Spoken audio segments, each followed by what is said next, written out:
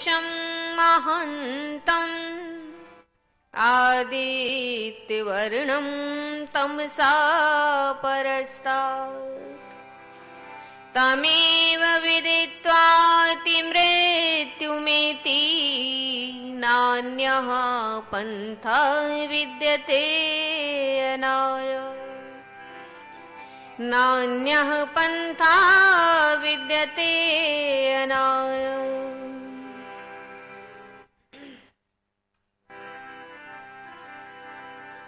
ओम नाम सबसे बड़ा, इससे बड़ा न कोई, जो इसका सुमिरन करे शुद्ध आत्मा हो,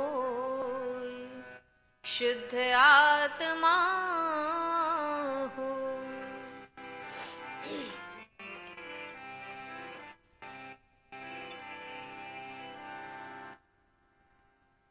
प्रभु का भजन ना किया, जीवन गंवा दिया। पापों का दमन ना किया, जीवन गंवा दिया, जीवन गंवा दिया।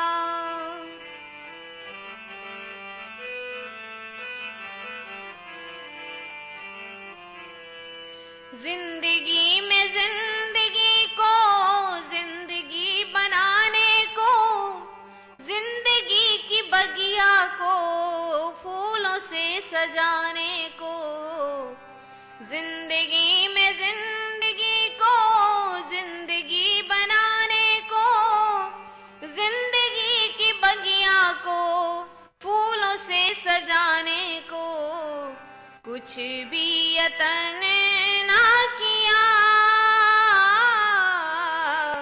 जीवन गंवा दिया। प्रभु का भजन ना किया, जीवन गंवा दिया। आवागमन में ही बीत गई सदियां, आवागमन में ही बीत गई सदियां, सदियों में सैकड़ों कमाई तूने बदियां, सदियों में सैकड़ों कमाई तूने बदियां। शुद्धाचरण ना किया, जीवन गंवा दिया। प्रभु का भजन ना किया, जीवन गंवा दिया। विषयों की विष भरी पी पी के प्यालियां, उम्र भर सजाता रहा नरक की हिनालियां। विषयों की विष भरी पी पी के प्यालियां, उम्र भर सजाता रहा नरक की हिनालियां। संध्या हवन ना किया, जीवन गंवा दिया। प्रभु का भजन ना किया, जीवन गंवा दिया, जीवन गंवा दिया।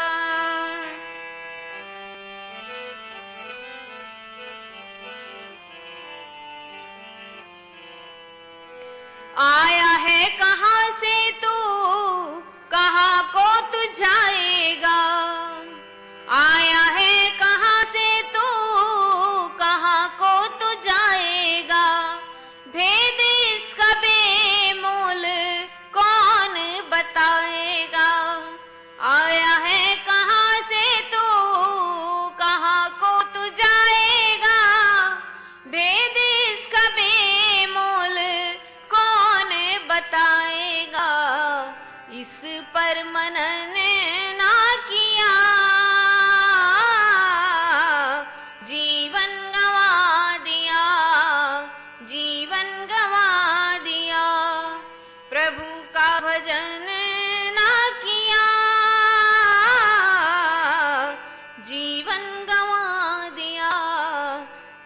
जीवन गवा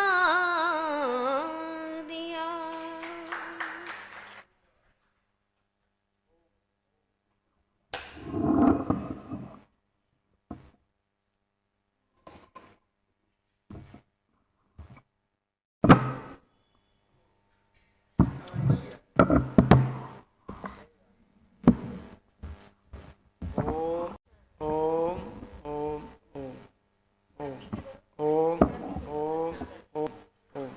चलिए, कमर सीधी करके बैठें और एक बार मेरे साथ परमात्मा के मुख्य नाम ओम का उच्चारण करेंगे। नाभि चक्र, मूलाधार चक्र को खींचते हुए नाभि से स्वर को उठाते हुए लंबा और गहरा श्वास।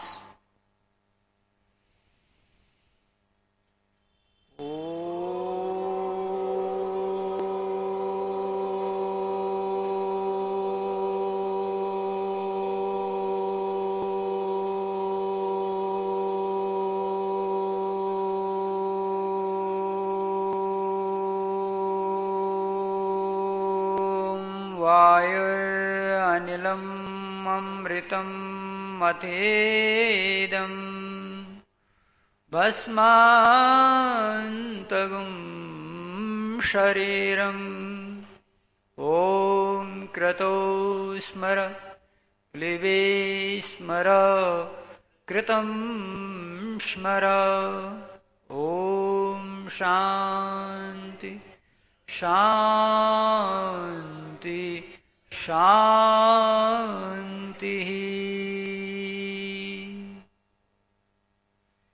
पिछले वर्ष ऋग्वेद की कथा हुई थी और इस बार यजुर्वेद की कथा होनी है। और यजुर्वेद का मंत्र आपको मिला कि नहीं मिला? अभी तक मिल गया सबको? मिला? हाँ। ओ, ये लो बांट दो। ये पुत्र है, देखो बांटा है। हाँ हाँ, वहां से बांट दो। जो बच गए हमको दे दो, कहीं वहां भी बांटना है सहसपुर में। डबल मत लेना, कोई डबल मत लेना, जिनके पास है। हाँ हाँ, ठीक ठीक ठीक ठीक ठीक ठीक ठीक। अब देखिए, इस मंत्र को आपके पास बड़े बड़े अक्षर में छपा हुआ मंत्र है। थोड़ा इसमें आपको समझा दें, पढ़ने में आपको सुविधा हो जाएगी। सबसे ऊपर लिखा है ओम, सबसे ऊपर लिखा है ओम, उसके नीचे लिखा है यजुर्वेद कथा और उसके नीचे लिखा है ओम।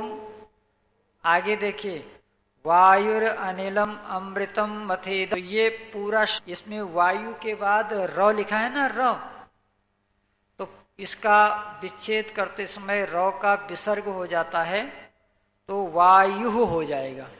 ठीक है। और नौ में औ छिपा हुआ है, र में औ छिपा हुआ है, अनिलम हो जाएगा। मौ में औ छिपा है, अमृतम हो जाएगा।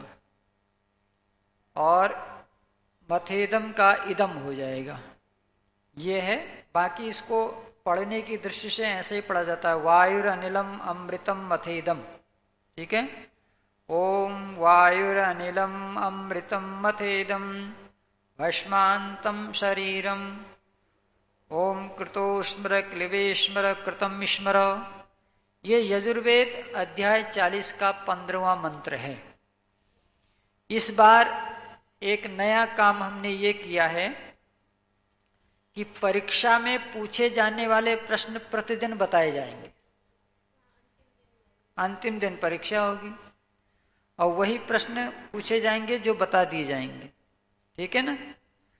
तो आज का प्रश्न है, वेद कितने होते हैं, उनके नाम बताओ। इसको नोट कर लेना, ये आज का प्रश्न है और ये प्रश्न परीक्षा के अंतिम दिन पूछा जा सकता है। ये हो गया। अब आगे बढ़ते हैं।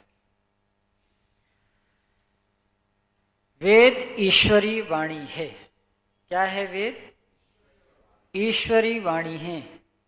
वाणी दो प्रकार की होती है, एक मानवकृत वाणी होती है, एक ईश्वरकृत वाणी होती है। तो वेद मानवकृत ज्ञान नहीं है, ईश्वर का दिया हुआ ज्ञान है। मनुष्य का दिया हुआ ज्ञान क्या है? 11 उपनिषद, षट दर्शन, महाभारत, रामायण, ये जो है मनुष्यकृत ग्रंथ हैं। फिर उनमें भी और आगे साधारण मनुष्यों के लिखे हुए गीता, रामचरितमानस आदि ऐसे ऐसे बहुत सारे ग्रंथ हैं। फिर दूसरे धर्मों के हैं, इस्लाम में है कुरान, ईसाइयों में है बाइबल, सिखों में है गुरु ग्रंथ, ऐसे अन्य अन्य मजहबों में भी अलग अलग टाइप के हैं। तो ये सब मनुष्यकृत ज्ञान है। मनुष्य का जो ज्ञान होता है वो अधूरा ज्ञान होता है। मनुष्य अल्पज्ञ है, परमात्मा सर्वज्ञ है। मनुष्य के द्वारा जो ज्ञान दिया जाता है उसमें कहीं न कहीं मनुष्य का अपना स्वार्थ भी होता है। जैसे कुरान वालों ने चाहा कि सारी दुनिया मुसलमान हो जाए, बाइबल वालों ने चाहा सारी दुनिया ईसाई हो जाए, हिंदुओं ने सोचा सारी दुनिया हिंदू हो जाए। लेकिन प्रकृति का नियम ऐसा है, सारी दुनिया न तो हिंदू हो पाएगी, न मुसलमान हो पाएगी, न ईसाई हो पाएगी। अगर कोई कोशिश करेगा तो लड़ाइयाँ होंगी, खून खराबे होंगे, संसार में अशांति फैलेगी, लोगों के द्वेष भावनाएं खत्म नहीं होंगी, ये मारकाट चलती रहेगी। जैसे पिछले दिनों हुआ, 1000 साल की गुलामी हमने भोगी, जिसमें से 750 साल मुसलमानों ने राज्य किया, 250 साल अंग्रेजों ने राज्य किया। लेकिन न तो मुसलमानों का सपना पूरा हुआ, न अंग्रेजों का सपना पूरा हुआ। अब हिंदू राष्ट्र की चर्चा चल रही है 2023 में। अब ये हिंदू राष्ट्र बन भी जाएगा फिर भी शांति नहीं आएगी। शांति क्यों नहीं आएगी? क्योंकि जो अन्य राष्ट्र वाले हैं वो कहेंगे ये ठीक नहीं है, हम हिंदू थोड़ी बनेंगे, हम तो मुसलमान ही हैं। तो परमात्मा ने जो ज्ञान दिया, वेद का ज्ञान, ये वेद का ज्ञान मानव मात्र के लिए है। ये न केवल हिंदू के लिए है, न केवल मुसलमान के लिए है, न केवल सिख के लिए है, न केवल यहूदी जैनी पारसी के लिए। धरती पर मानव मात्र के लिए जो ज्ञान है वो वेद का ज्ञान है। और वह ज्ञान ईश्वर ने दिया है। सृष्टि के आदि में परमात्मा ने वह ज्ञान दिया है। उसी ज्ञान की प्राप्ति करने के लिए महर्षि देव दयानंद महाराज ने भी वेदों का प्रचार प्रसार किया, संसार को ये बताया। वेद कहता है न हिंदू बन, न मुसलमान बन, न सिख बन, न ईसाई बन, तू मानव बन, मनुर्भव। और वेद को पढ़ने से ही व्यक्ति मनुष्य बन सकता है। इस्लाम पढ़ने से कुछ अच्छा बन सकता है, बाइबल से कुछ अच्छा बन सकता है, हिंदू से कुछ अच्छा बन सकता है। लेकिन जो 100% अच्छाइयाँ हैं वो तभी होंगी जब हम मनुष्य बनेंगे।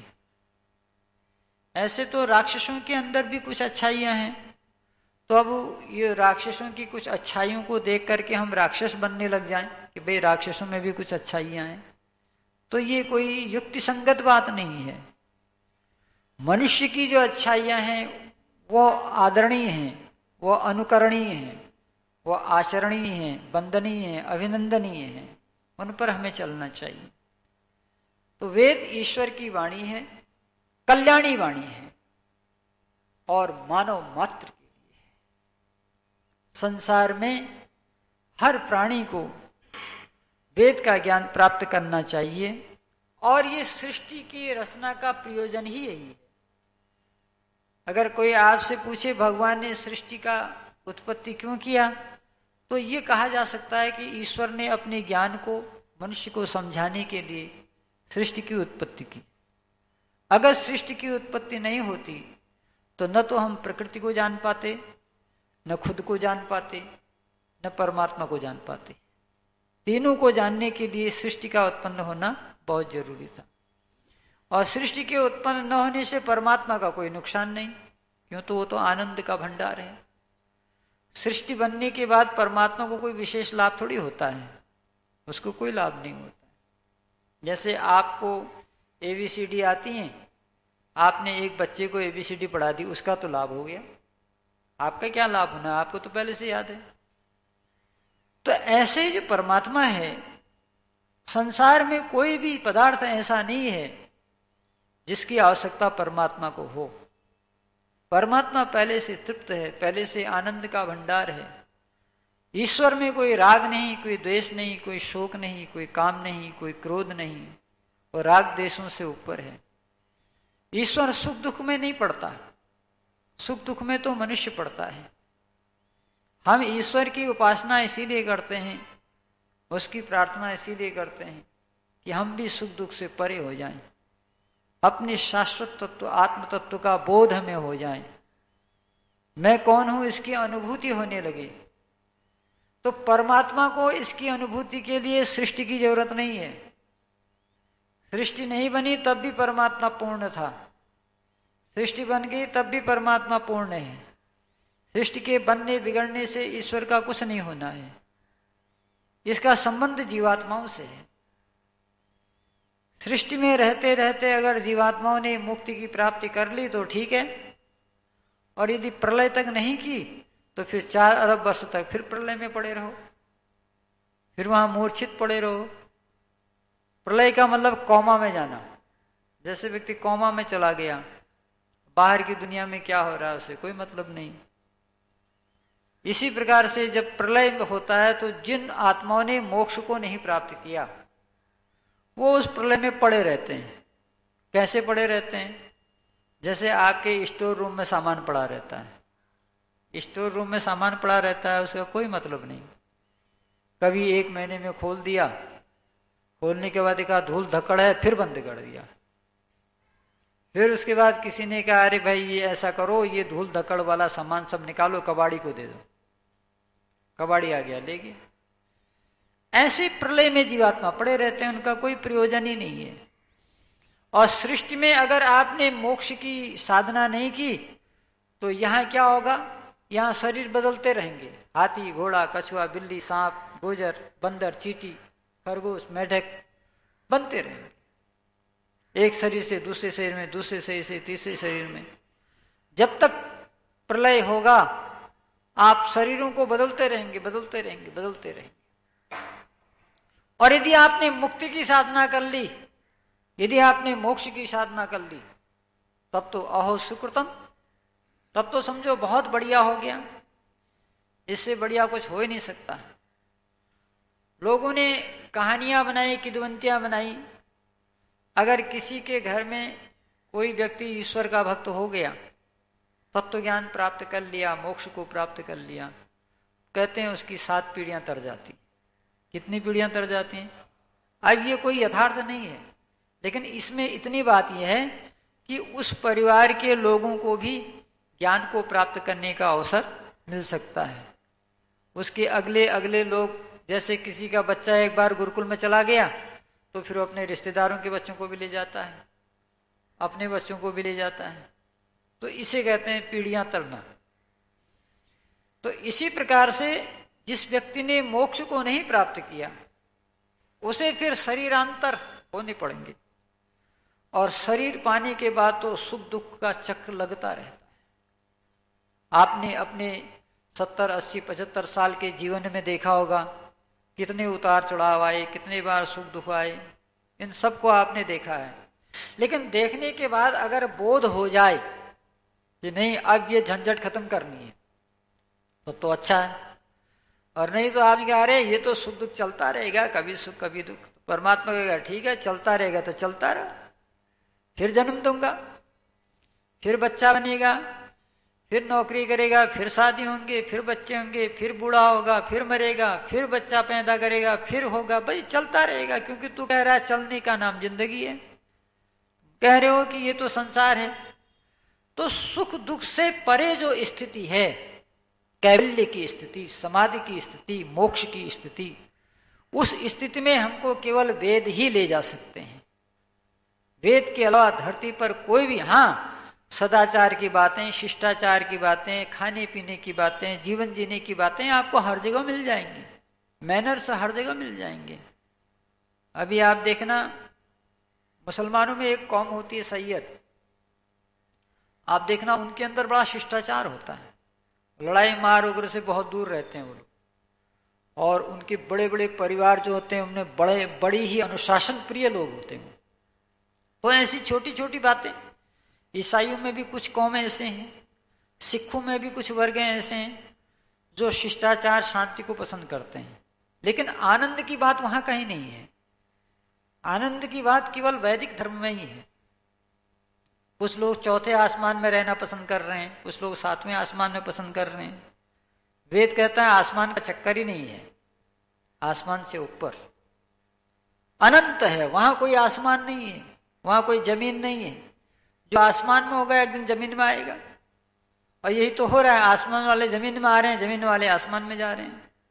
आप देखते होंगे आपके वहां हवाई अड्डा है, वहां से जब जहाज उड़ान भरती है तो आकाश में जाती है ना, लेकिन कब तक जाएगी वो, उसको आना जमीनी में पड़ता है।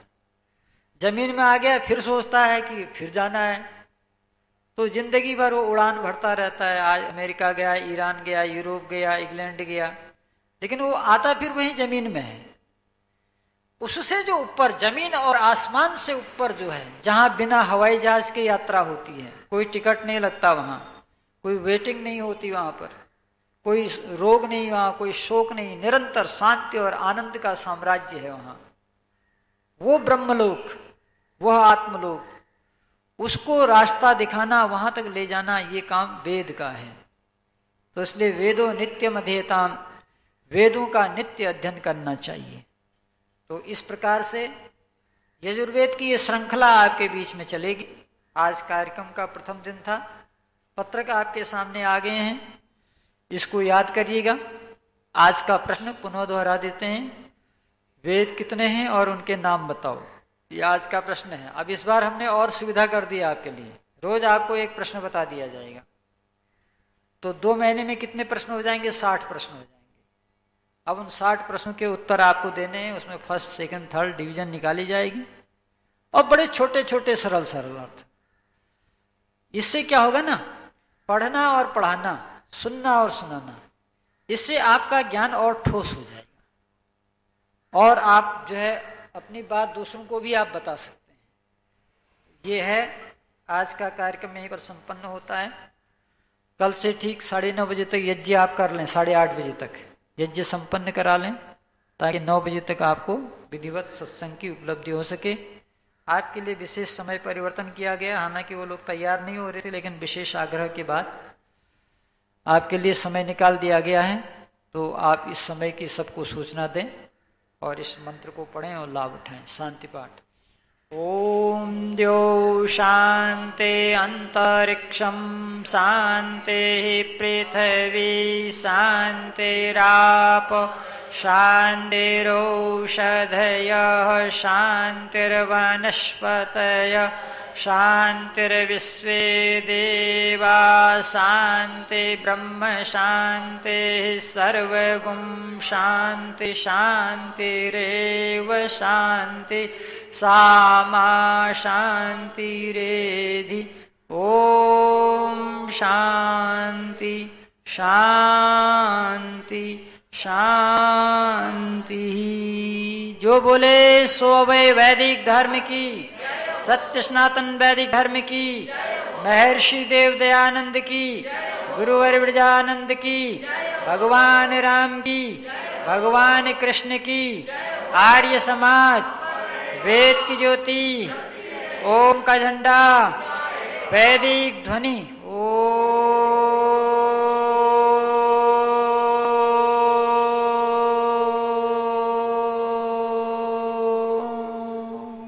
वैदिक क्रियादन सभी को सादर नमस्ते, धन्यवाद।